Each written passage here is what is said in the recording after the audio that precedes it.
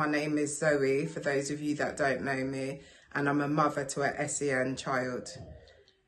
I just wanted to share with you my journey and what I've experienced. In my last video, I don't know if some of you have seen it, but I was talking about emails from the school which were overwhelming me and setting off my anxiety. I mean, they were emailing me nearly every day and it sounded like they were complaining when really they just was notifying me. They were just letting me know what he was doing, but I didn't particularly see it that way. So yeah, I'm glad that me and the school since then have sat down and spoke about it, and we found a solution in order to move on from all of that.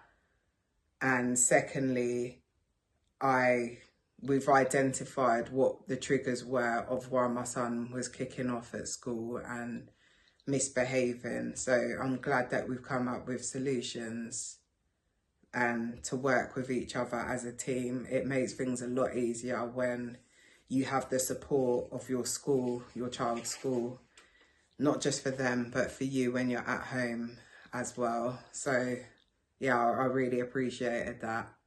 And I'm thankful for the work and effort that they're putting into working with my child. So yeah, I really appreciate that. And I've started packing more snacks in his bag because that keeps him occupied. Sometimes when they don't have what they necessarily want, that can be a trigger. So I've just prepared myself for when he goes to school, he's got everything that he needs in his bag. And that was an area where I wasn't paying as much attention as what I should have.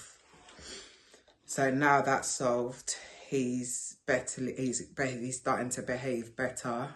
So yeah, I really, that was just relief, to be honest. And we had a meeting yesterday about his progress and how he's getting on in school, and I was very impressed. So again, like, that puts a smile on my face. I mean, yeah, my son's going through some challenges right now, like his body's changing, his hormones are changing, so he's not necessarily going to be on his best behaviour all the time, and I think I was expecting a bit too much.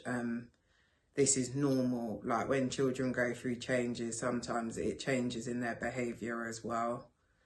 And, you know, the more you prepare yourself for it as a parent, the less likely it's going to drain you.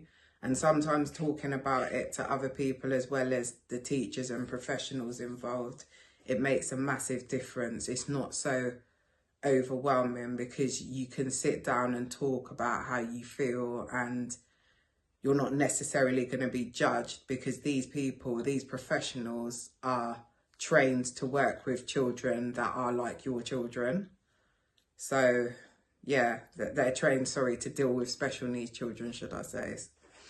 But I'm just here to fulfill my hopes and goals that I've set for myself, and my journey with my son, it hasn't been easy. It's been very isolating, and you know, sometimes other parents don't understand what you go through. When they don't understand, it can be isolating because you can't really resonate with them in the same way because they don't understand what you're going through.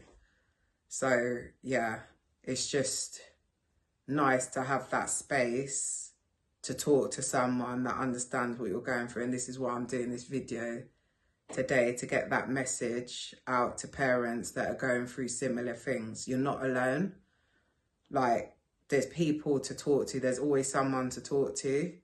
It might not necessarily be people that you're friends with, but I think you have to be very careful with the company and the people that you surround yourself with, because sometimes their energy can be off. Sometimes they give the wrong advice. You can't resonate with them. Your lifestyles are not aligned. It's a whole number of things of why sometimes friendships break down and you just no longer have anything in common. It's like the friendship just went left.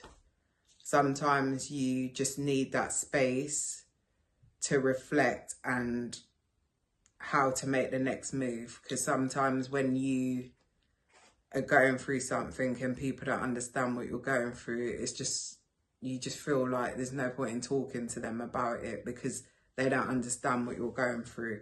But what I've learned on my journey is to just pray more and meditate, and it's like the Holy Spirit speaking to me more and showing me, you're not alone, Zoe. Just let me deal with this. Let me take care of this. I've got you.